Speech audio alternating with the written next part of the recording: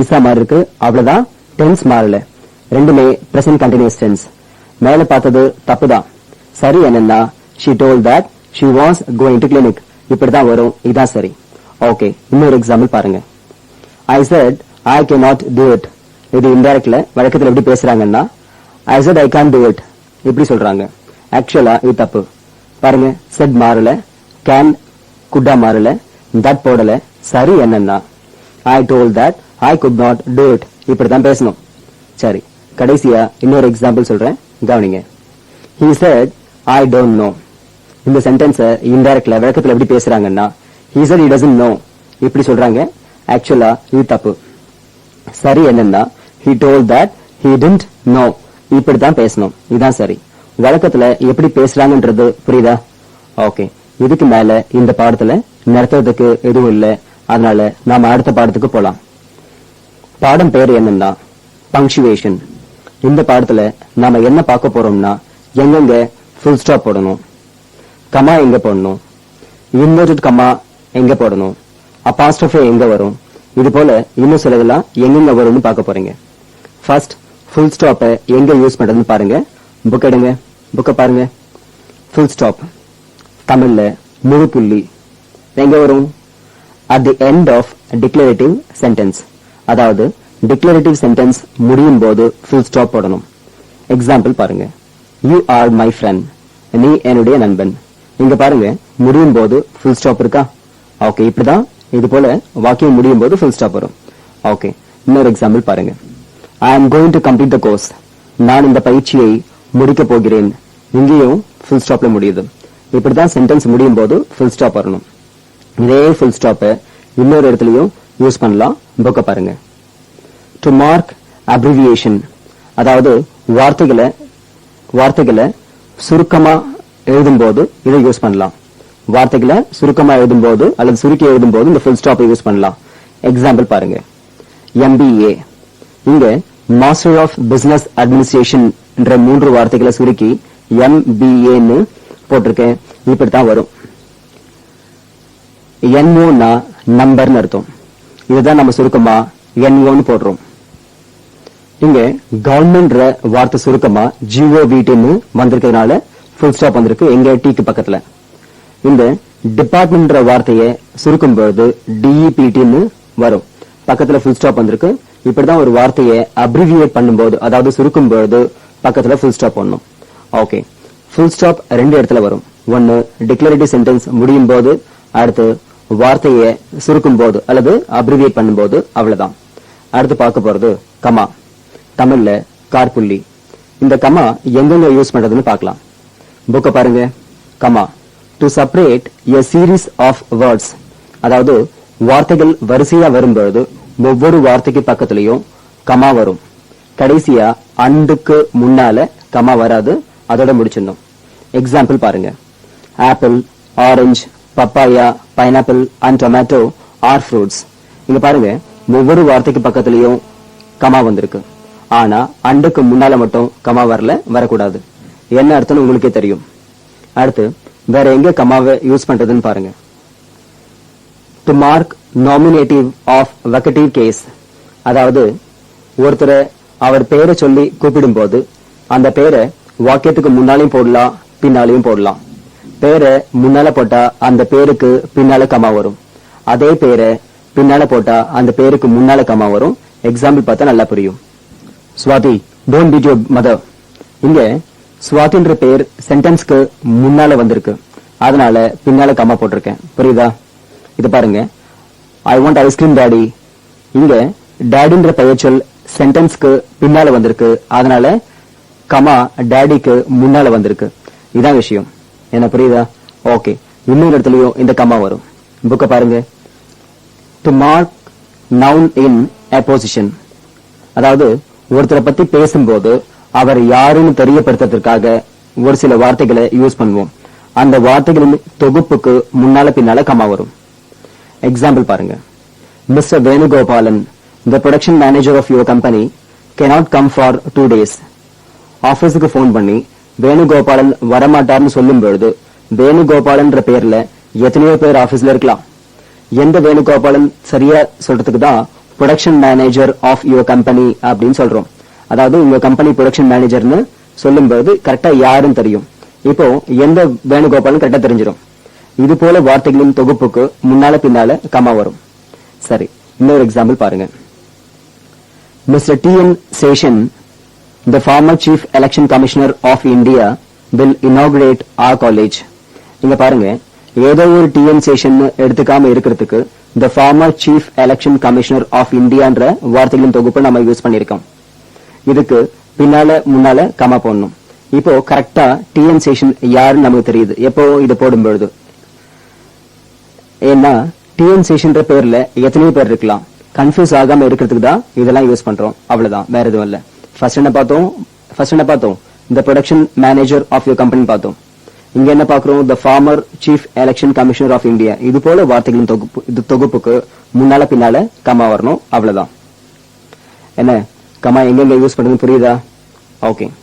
இனி நாம அடுத்து பார்க்க போறது அப்பாஸ்ட்ரோஃபே. இந்த அப்பாஸ்ட்ரோஃபே எங்க யூஸ் பண்றதுன்னு பாருங்க. அப்பாஸ்ட்ரோஃபே தமிழ்ல எழுத்தச்சுக்குறி அப்படின்னு அர்த்தம். ஃபர்ஸ்ட் எங்க எடுத்து பாருங்க.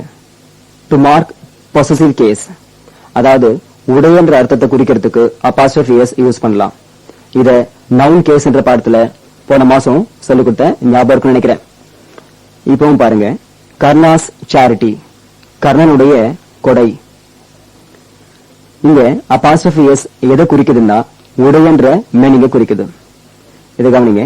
It is not my dog's, இது என்னுடைய நாயுடையது அல்ல. இங்கேயும் அப்பாஸ்ட்ரோஃபி எஸ் எதை குறிக்குதுன்னா உடையன்ற அர்த்தத்தை குறிக்குது.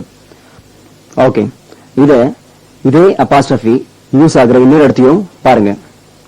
To indicate omission of letter or letters, அதாவது ஒரு எழுத்தோ அல்லது எழுத்துக்களோ இல்லாம இருக்கிறது குறிக்கிறதுக்கு அப்பாஸ்ட்ரோஃபி யூஸ் பண்ணலாம். எக்ஸாம்பிள் பாருங்க. ஹீல், இங்க WI இல்லன்றது அப்பாஸ்ட்ரோஃபி குறிக்குது. ஐ ஹேவ், இங்க HA இல்லாதத அப்பாஸ்ட்ரோஃபி குறிக்குது. டசன்ட், இங்க O இல்லாதத அப்பாஸ்ட்ரோஃபி குறிக்குது. வீட், இங்க WOUL இல்லாம இருக்கிறத D குறிக்குது, அதாவது அப்பாஸ்ட்ரோஃபி குறிக்குது. இதெல்லாம் நீங்க எக்ஸசைஸ்ல ஷார்ட் ஃபார்ம்ஸ் நான் டீச் பண்ணும்போது கவனிச்சிருப்பீங்க. இது வரைக்கும் அப்பாஸ்ட்ரோஃபி பாத்தீங்க. இனி அடுத்து பார்க்க போறது இன்வெர்டட் கமா. தமிழ்ல தலைகீழாக்கப்பட்ட காற்புள்ளி அப்படின்னு அர்த்தம். இத எதுக்கு யூஸ் பண்றது அப்படின்னு கவனிங்க. டு இண்டிகேட் டைரக்ட் ஸ்பீச், அதாவது ஒருத்தர் பேசிய நேரடியான வார்த்தைகளை குறிக்கிறதுக்கு இன்வெர்டட் கமா யூஸ் பண்ணலாம். பொதுவாவே டைரக்ட் ஸ்பீச் எல்லாமே இன்வெர்டட் கமாக்குள்ளதான் வரும். East or west, home is best, said my school teacher. என் பள்ளிக்கூட ஆசிரியர் எலி வலை ஆனாலும் தனி வலை வேண்டும் என்று கூறினார். இங்க east or west, home is best என்ற வாக்கியம் என்னுடைய ஸ்கூல் டீச்சர் சொன்ன நேரடியான வார்த்தைகள். அதனால இன்வெர்டட் கமாக்குள்ள போட்டிருக்கேன். இவ்வளவுதான் விஷயம். இன்னொன்னு பாருங்க. Jesus never fails, set Jhansi. இயேசு ஒருபோதும் தோற்க மாட்டார் என்று ஜான்சி கூறினாள். இங்க ஜீசஸ் நெவர் ஃபெயில்ஸ் என்ற இந்த வாக்கியம் ஜான்சி சொன்ன நேரடியான வார்த்தைகள். அதனால இன்வெர்டட் கமாக்குள்ள வந்திருக்கு. இது போல டைரக்ட் ஸ்பீச் எல்லாமே இன்வெர்டட் கமாக்குள்ள வரும். இது ஏற்கனவே டைரக்ட் ஸ்பீச் இன்டைரக்ட் ஸ்பீச் என்ற பாடத்துல பல இடங்கள்ல பார்த்திருப்பீங்க. ஓகே, என்ன புரியுதா? இனி அடுத்து பார்க்க போறது செமிகோலன். செமிகோலன் எங்க யூஸ் பண்றதுன்னு பாருங்க. செமிகோலன் தமிழ்ல அரை புள்ளி அப்படின்னு அர்த்தம். This separates two or more classes which are more or less equally important. அதாவது ரெண்டு கிளாஸ் ஒன்ன விட்டு இன்னொன்னு சொல்ல முடியாது, ரெண்டுமே முக்கியம். இது போல இடங்கள்ல இந்த ரெண்டு கிளாஸுக்கு இடையில செமிகோலன் யூஸ் பண்ணணும். எக்ஸாம்பிள் பாருங்க. To err is human, to forgive is divine. தமிழ்ல தவறுவது மனித இயல்பு, மன்னிப்பது தெய்வீகம். இதான் அர்த்தம். இங்க to err is human, இது ஒரு class. To forgive is divine, இது இன்னொரு கிளாஸ். அதனால இந்த ரெண்டு கிளாஸுக்கு இடையில செமிகோலன் யூஸ் பண்ணிருக்கேன். இப்படித்தான் யூஸ் பண்ணணும். பொதுவா செமிகோலன் வழக்கத்துல யூஸ் பண்றது ரொம்ப ரேர். இருந்தாலும் தெரிஞ்சு வச்சுக்கோங்க, தேவைப்படும் போது யூஸ் ஆகும். ஓகே, இப்போ நம்ம கடைசியா இந்த பங்க்சுவேஷன்ல பார்க்க போறது கோலன். கோலனுக்கு தமிழ்ல முக்கார் புள்ளி அப்படின்னு அர்த்தம். எங்க யூஸ் பண்றது பாருங்க. To introduce a quotation. அந்த காலத்துல பெரியவங்க சொன்ன முதுமொழிகள், பொன்மொழிகள், இது எல்லாத்தையும் ஆரம்பிக்கிறதுக்கு முன்னால கோலன் போடணும். Aristotle says a man makes his own fate. ஒரு மனிதன் தானே தன் விதியை நிர்ணயிக்கிறான் என்று அரிஸ்டாட்டில் கூறுகிறார். இங்க அரிஸ்டாட்டில் சொன்ன முதுமொழியை ஆரம்பிக்கிறதுக்கு முன்னால கோலன் போட்டிருக்கோம். இப்படித்தான் வரும். என்ன புரியுதா? ஓகே. இன்னைக்கு இந்த பங்க்சுவேஷன்ற பாடத்துல என்ன பாத்தீங்க?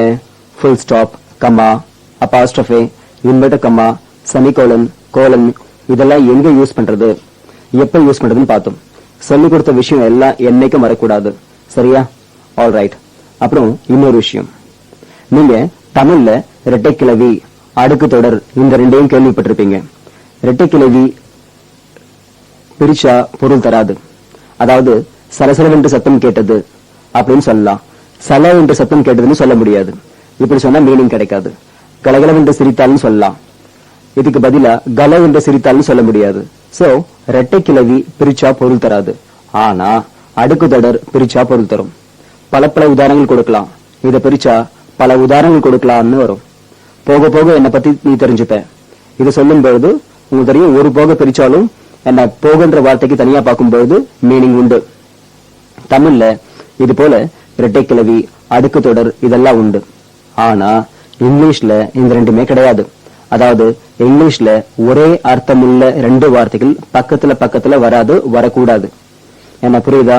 ஓகே. இன்னொரு விஷயம், காக்கா பிடிக்கிறான்னா இத he is catching crowன்னு சொல்ல முடியாது. ஐஸ் வைக்கிறான்னா he is putting iceன்னு சொல்ல முடியாது. மூக்குக்கு மேல கோவம் வருதுன்னா anger is coming on his nose அப்படின்னு சொல்ல முடியாது. தமிழ்ல மட்டுமே இதெல்லாம் முடியும். பட் இங்கிலீஷ்ல இதெல்லாம் முடியாது. அப்போ இது போல விஷயங்களை எப்படி கன்வே பண்றதுன்னா, இது போல வாக்கியத்துடைய உள் அர்த்தத்தை புரிஞ்சுக்கிட்டு அந்த அர்த்தத்தை மாத்தாம இங்கிலீஷ்ல கன்வே பண்ணணும். அவ்வளவுதான். என்ன புரியுதா? ஓகே. இன்னொரு விஷயம், தமிழ்ல எப்படி கொச்சை தமிழ் உண்டோ அதே போல இங்கிலீஷ்லயும் ஸ்லாங் இங்கிலீஷ் உண்டு. எப்படி நாம கொச்சை தமிழ் வார்த்தைகளை யூஸ் பண்ண மாட்டோமோ அதே போல ஸ்லாங் இங்கிலீஷ் வேர்ட்ஸையும் யூஸ் பண்ண மாட்டோம். பேசும்போதும் அவ்வளவா யூஸ் பண்ண மாட்டோம்.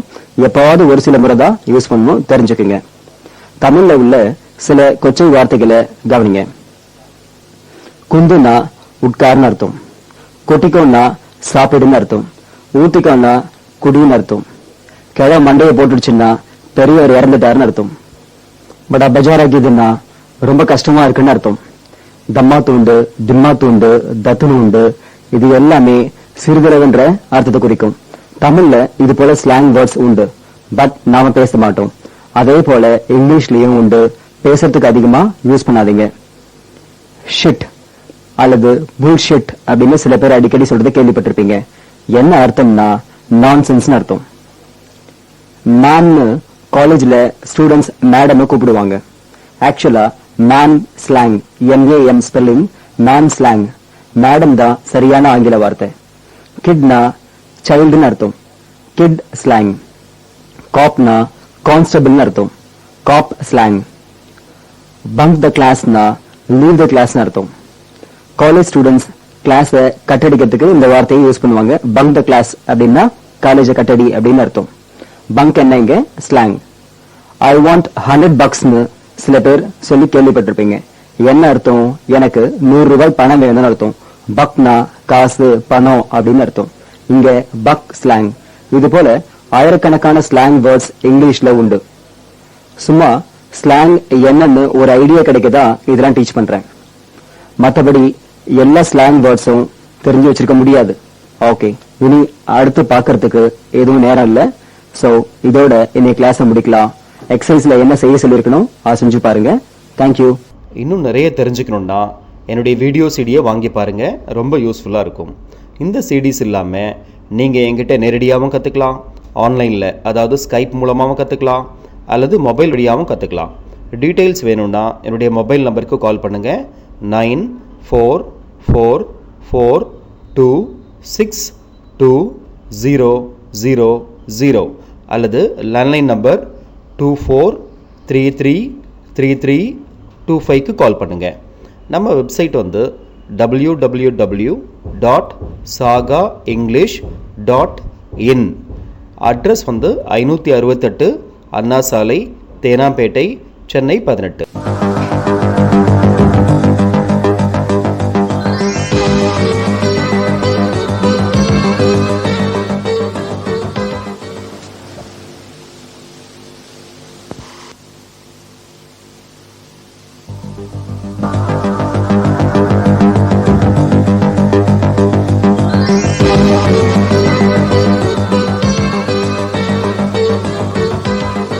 சாகா வழங்கும் ஸ்போக்கன் இங்கிலீஷ் கோர்ஸ்.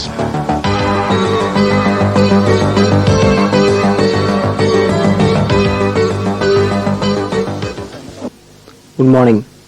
இன்னைக்கு இந்த கோர்ஸ்லயே கடைசி பாடமா இன்டர்ஜெக்ஷன்ற புது பாடம் பார்க்க போறோம். நேத்து சொல்லிக் கொடுத்த பங்க்சுவேஷன்ற பாடத்தை நல்லா படிச்சு புரிஞ்சுக்கிட்டீங்களா? ஓகே, இன்னைக்கு என்ன பார்க்க போறோம்ன்றத புக்க பாருங்க. இன்டர்ஜெக்ஷன் தமிழ்ல வியப்பிடை சொல்லுன்னு அர்த்தம். An interjection is a word that expresses some sudden feelings or emotion. அதாவது உணர்ச்சிகளை வெளிப்படுத்த இந்த இன்டர்ஜெக்ஷன்ஸ் தேவைப்படுது, அவ்வளவுதான். இந்த வியப்பிடை சொல் வேற, வியப்பு வாக்கியம் வேற. வியப்பு வாக்கியத்துக்கு மீனிங் உண்டு, அதே சமயத்துல வாக்கியம் முடியும் பொழுது ஆச்சரியக்குறி வரும். பட் வியப்பிடை சொல்லுக்கு மீனிங் கிடையாது. இங்க வார்த்தைக்கு பக்கத்திலேயே எக்ஸ்கிளமேட்டரி மார்க் வரும், அவ்வளவுதான். இன்டர்ஜெக்ஷன்ஸ்லாம் மீனிங் கிடையாது. இந்த இன்டர்ஜெக்ஷன்ஸ்லாம் உணர்ச்சிகளை வெளிப்படுத்தும் போது ஏற்படக்கூடிய சத்தம், அவ்வளவுதான். மத்தபடி இதுக்கெல்லாம் மீனிங் கிடையாது. அயோடெக்ஸ் விளம்பரம் டிவில பார்த்திருப்பீங்க. அதுல ஆ ஊ அவுச் அப்படின்னு வரும். இது எல்லாமே இன்டர்ஜெக்ஷன், இதுக்கெல்லாம் மீனிங் கிடையாது. ஒவ்வொரு விதமான உணர்ச்சியை வெளிப்படுத்தும் போதும் ஒவ்வொரு இன்டர்ஜெக்ஷன் வரும். சரி, ஃபர்ஸ்ட் என்ன கொடுத்திருக்கேன் புக்க பாருங்க. ஜாய், ஜாய்க்கு என்ன வரும்னா ஹுரா அல்லது ஹுரே அப்படின்னு வரும். அதாவது சந்தோஷப்படும் போது ஹுரா அல்லது ஹுரேன்னு கத்தணும். அதனாலதான் பிராக்கெட்ல ஜாயின் போட்டிருக்கேன். எக்ஸாம்பிள் பாருங்க. ஹுரே ஐ காட் இட், ஐயா கிடைச்சிச்சு அப்படின்னு அர்த்தம். ஹுரேக்கு மீனிங் கிடையாது. பட் சந்தோஷப்படும் போது கொடுக்கக்கூடிய அல்லது சந்தோஷம் ஏற்படும் போது கொடுக்கக்கூடிய ஒரு சத்தம். தமிழ்ல இது போல இன்டர்ஜெக்ஷன்ஸ்லாம் நிறைய உண்டு. ஐயா, ஓ, ஐயோ. கொஞ்சம் யோசிச்சு பாருங்க, இதுக்கெல்லாம் மீனிங் உண்டா? அதே போலதான் இங்கிலீஷ்லயும் மீனிங் கிடையாது. தமிழ்ல எப்படி இதுக்கெல்லாம் மீனிங் இல்லையோ அதே போலதான் இங்கிலீஷ்லயும் இந்த இன்டர்ஜெக்ஷன்ஸ்லாம் மீனிங் கிடையாது.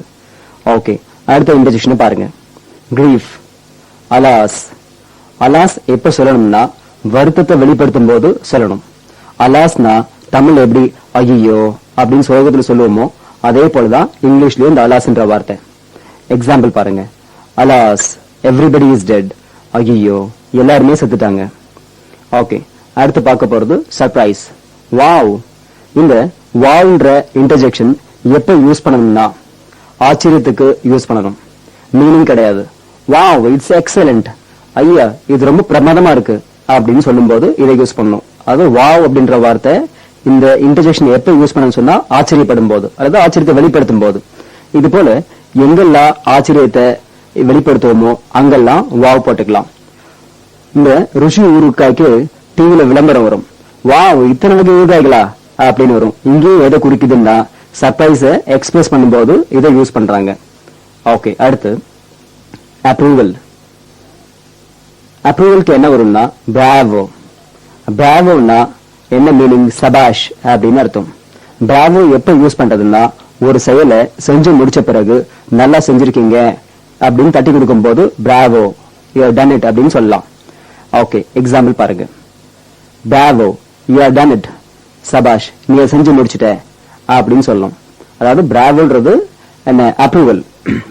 ஓகே, இப்போ சந்தோஷப்படும் போது ஹுவா அல்லது ஹுரே அப்படின்னு கத்தணும். துக்கப்படும் போது அலாஸ் அப்படின்னு வரும். ஆச்சரியப்படும் போது வாவ் அப்படின்னு வரும். தட்டி கொடுக்கும் போது பிராவோ அப்படின்னு சொல்லணும்.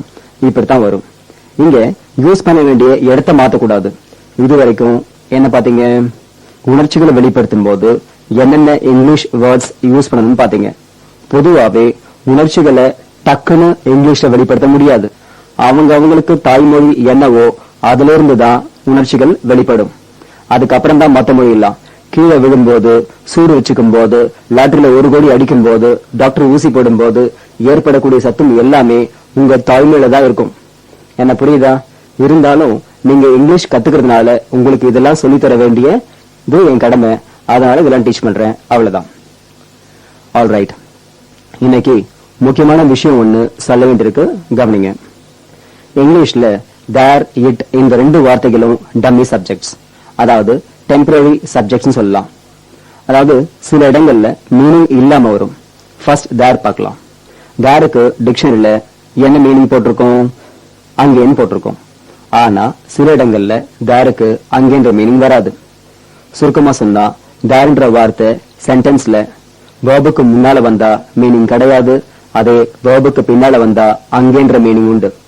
எக்ஸாம்பிள்ஸ் கவனிங்க. There is no problem. There are no doubts in English.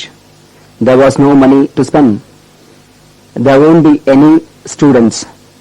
இங்க யூஸ் பண்ணிருக்க there எல்லாமே வேர்புக்கு முன்னால வந்திருக்கு. அதனால இந்த there எல்லாத்துக்கும் மீனிங் கிடையாது. அதே I saw you thereனா இங்க thereன்ற வார்த்தை அங்கேன்ற மீனிங்ல வரும். ஏன்னா வேர்புக்கு பின்னால there வந்திருக்கீங்க.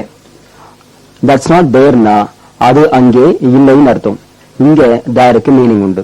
ஏன்னா வேர்புக்கு பின்னால வந்திருக்கு. இது போல வேர்புக்கு முன்னால வர தேருக்கு மீனிங் கிடையாது, பின்னால வர தேருக்கு மீனிங் உண்டு. என்ன புரியுதா? ஓகே. அடுத்து இட் பத்தி பார்க்கலாம்.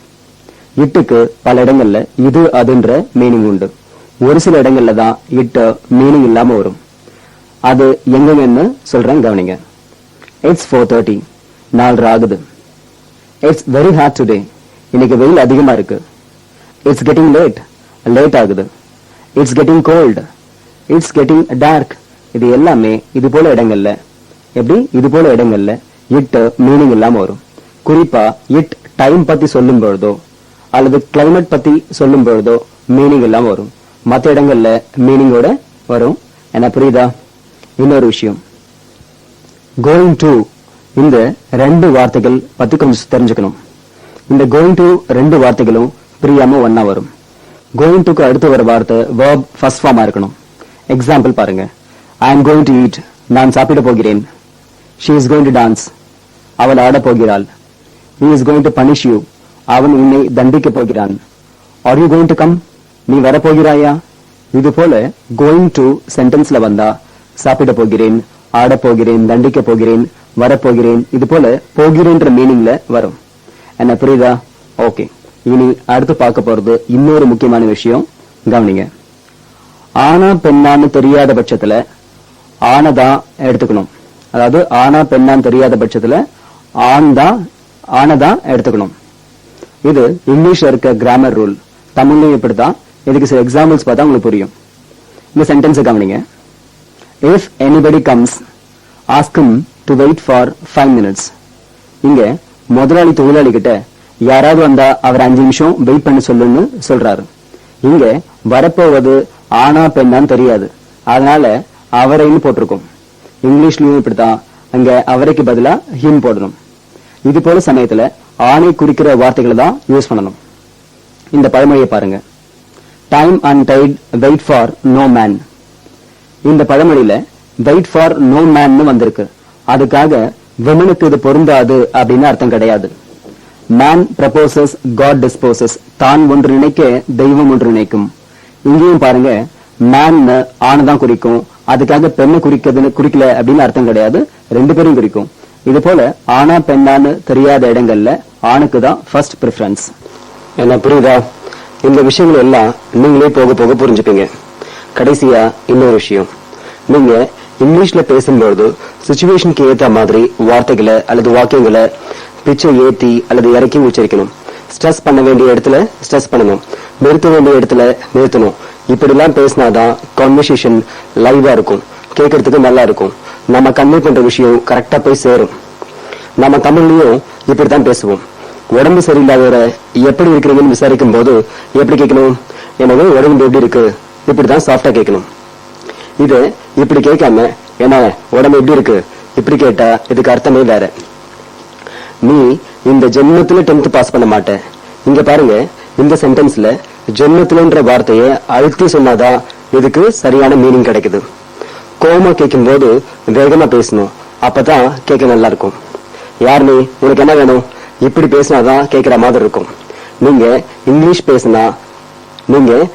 பேசினா நான் ரொம்ப சந்தோஷப்படுவேன். இங்க பாருங்க, ரொம்பன்ற வார்த்தையை இழுத்து உச்சரிப்போம், அப்பதான் கேட்க நல்லா இருக்கும்.